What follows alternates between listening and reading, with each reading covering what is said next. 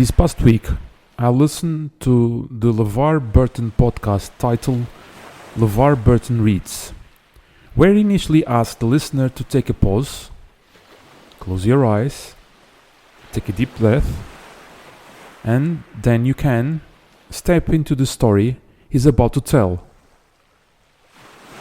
The reason for this is to help us feel more connected to what he is about to share, to align us more closely with LeVar and the listener. I thought it was an excellent idea, so I'm going to apply the same approach here in my podcast. Although, bad idea if you are driving, don't do it. So, if you're not driving, I would ask you to remain silent, close your eyes, take a deep breath,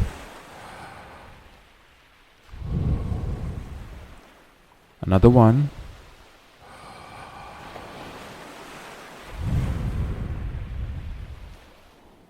and calmly open your eyes and let's begin, shall we? The Olympics are over. Now we have to wait another 4 years. This is also what makes them special, not seeing them every year. For me, it's always a spectacle to watch certain events. If it weren't for the Olympics, I would probably never watch them. I'm talking about events like volleyball, diving, athletics, weightlifting, swimming, gymnastics, and field hockey. I don't follow them regularly, but I love to watch them when the games come around. The ones I do follow outside the Olympics grab even more my attention. And yes, I'm talking about basketball. I never miss it. When I was a kid, I watched the Olympics not only because I liked them, but also because I wanted Portugal to win lots of medals. Of course, I was disappointed when we only won 2 or 3 medals per event, sometimes 0. Since we couldn't be medal champions, I would watch the events and pick an athlete or country to root for. I loved watching them when I was a kid. Summer, vacation, and the Olympics. What more could I ask for? I remember once, during the 1984 LA Games, a Swiss athlete running the marathon. Actually, it wasn't much her race that impressed me, but the way she finished.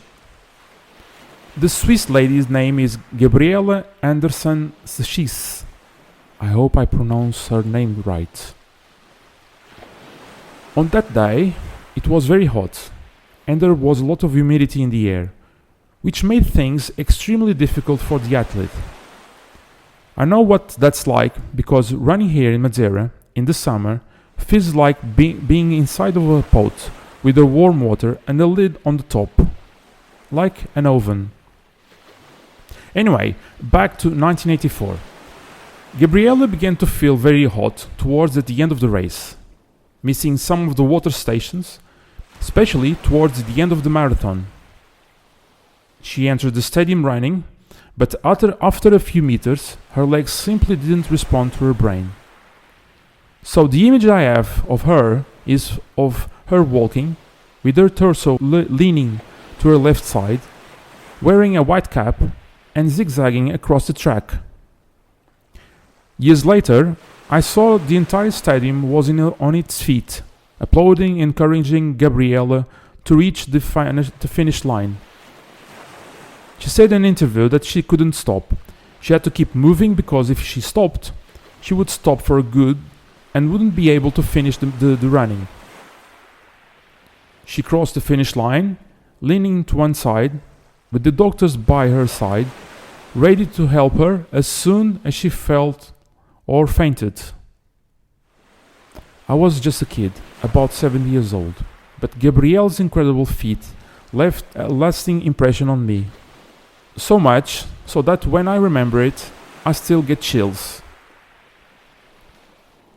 For many people and athletes, the Olympic Games are about personal glory, winning and breaking world records. Winning. That's what they trained for long 4 years, with many personal sacrifices, much pain and dedication. The media keeps track of the number of medals each country has won, or how many medals a particular athlete has won in the previous or on these games. All eyes are on gold, silver and bronze. But defining the Olympics by the number of medals won is very limiting. The Olympics are much more than that. The greatness of Olympics, for me, is an athlete like Gabriela reaching the finish line in that manner with resilience and perseverance, or through a clenched fist on the podium, conveying a political message, or helping an opponent by simply lending them a water bottle, or like the heroine of this episode, who overcome tremendous obstacles, or rather, as we say in this podcast, faced Goliath and in the end won. An example for us, just like the other heroes in this podcast. Resilience, perseverance, and the will to win weren't just evident during the games, as with Gabriela, but throughout the journey leading up to the games. Today, I'm talking about Rebeca Andrade, the Brazilian Olympic athlete who has more medals than any other athlete in Brazil. This is the David and Goliath podcast, and I will tell you real stories from normal people who had great mighty wars and defeated their giants. I believe I have already told you about the birth of the most powerful man who ever walked the face of this earth, Jesus. In short, Jesus was born in a manger. And what is a manger? It's where cows, donkeys, and all the farm animals feed. The most powerful man in the world was born in the most humble place we could ever imagine. Where was the most decorated Brazilian woman in Olympic history born? Like Jesus, in a very humble place, in a favela on outskirts of the great Brazilian city, São Paulo, on May 8, 1998.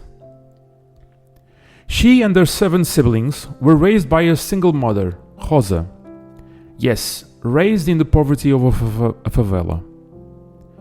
From an early age, Rebeca's natural and exceptional talent for gymnastics was recognized. Her training center was 2 hours from home. No, not by car, on foot. She walked there with her brother to train. 2 hours traveling to the center and 2 hours back home. Whether it was sunny, rainy, hot or cold, it didn't matter. It was mandatory to go regardless of the conditions. Until one day, her brother got her a bicycle. But since money was so tight, the bicycle was a second hand. Well, not exactly a second hand, it was a recycled one. In other words, it was likely on its way to the scrapyard when they bought it. A few patches here, a few patches there, and voila, they had a bike. Rebeca started training at the age of 4 at Bonifácio Cardoso Gymnasium through a social sports initiation project by Guarulhos city government in the São Paulo Metropolitan Region. This was because her aunt noticed that she was always doing gymnastic tricks at home, and according to her, Rebeca seemed to have a knack for it. So she encouraged her to join that city project. Her talent was so evident that in 2008, her coaches spoke to her mother, Rosa, and convinced her to let Rebeca move along to Curitiba in Paraná, where there were better training conditions for her. A year later, she moved to Rio de Janeiro, becoming an athlete to Club de Regatas of Flamengo, a club she still represents today. In 2015, Rebeca suffered her first knee injury, preventing her from competing in the World Championship. She underwent the first of 3 surgeries. However, In 2016, she managed to qualify the Brazilian team for the Olympics. In 2017, already a rising star in the Brazilian gymnastics and a strong contender for gold in Montreal, she faced the same knee injury again, leading to a second surgery and missing the World Championships in Montreal. After her recovery, she returned to her competition in 2018, but unfortunately, she got injured again. And where? Yes, on the same knee. Another surgery, along with another slow and painful recovery.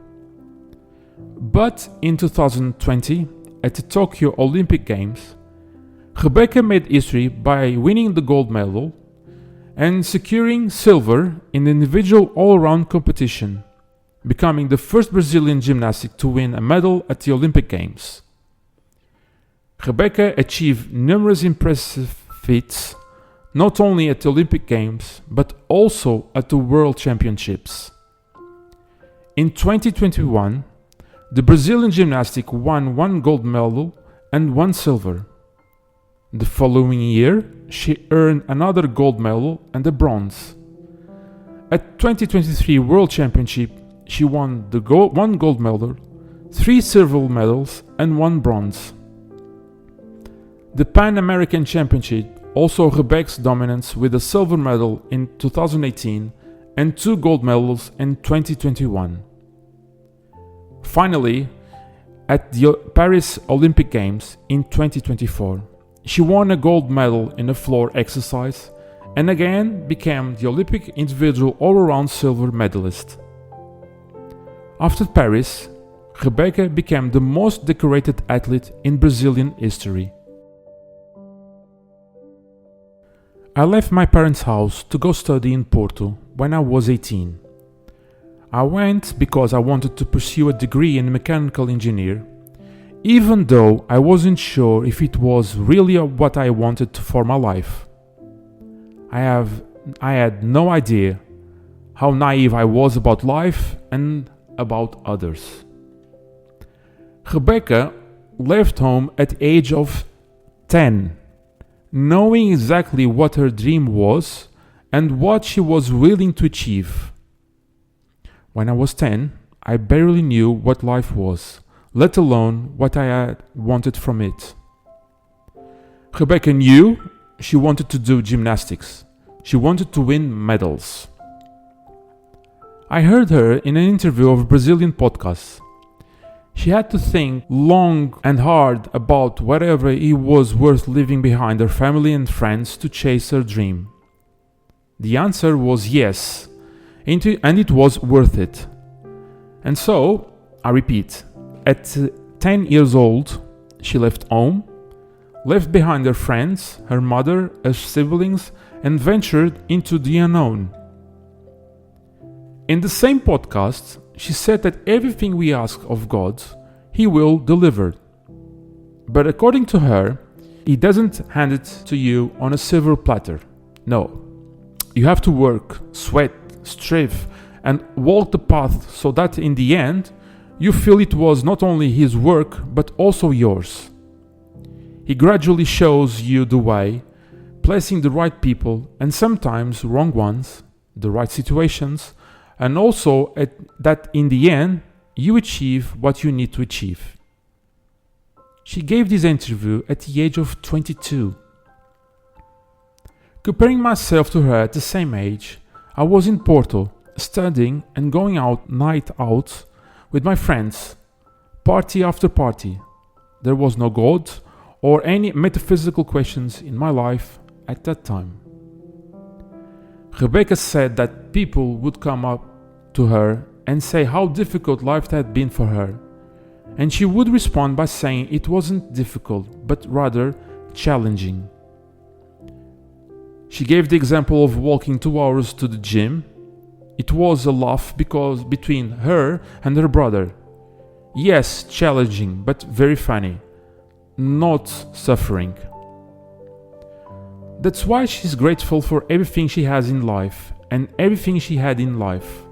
Even situations that at the time might have seemed horrible, hard to endure, like the surgeries, but that shaped the woman she is today. I would just like to add, what a woman. Oh yes. Who is Rebeca to the world? I'm not sure I can speak for others, but to me, she's an example. I'm not even talking about the courage and willpower because she has plenty of that. Just the fact she underwent surgery 3 times on the same knee would be a reason for many to give up. Her resilience is admirable, but I'm talking about something even greater. Her mindset, her awareness, the simple little things that are the pillars of her life and make all the difference. And what are those simple things? Being grateful for everything she has and everything that happens in her life. Her clearly defined dreams, her faith. And I'm not talking about Catholic faith. No, it's deeper than that. The faith that she knows in the end everything will work out, that everything will happen as she dreamed, and that everything is there for her to grow. How much we can learn from this 25-year-old woman.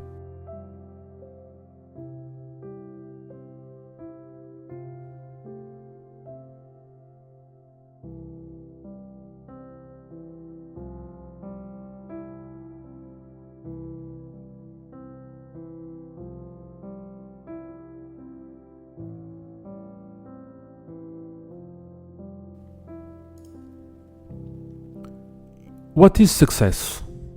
Having millions? Owning a big house? Sports cars? Private jet? Or paradise island? Winning many Olympic medals? Holding championship titles? For a long time, I deeply believed that happiness was at the end. When I reached my goals, I based my life on that. Tomorrow I will be happy. Was what I thought.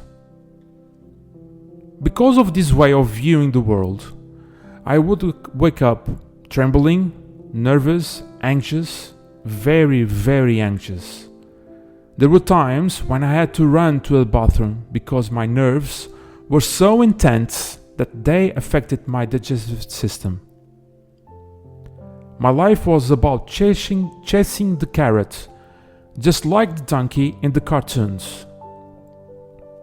I never thought that to be happy, all you need to do is grow. I would like to simplify this comment even more, but simple things are the hardest to say or do. Well, have you noticed those people who are successful, like our heroine Rebeca? They are grown, mature people. They know why they are here, and that life is not meant to be lived in a painful, heavy way, but rather with joy and lightness. Difficult is not the opposite of joy.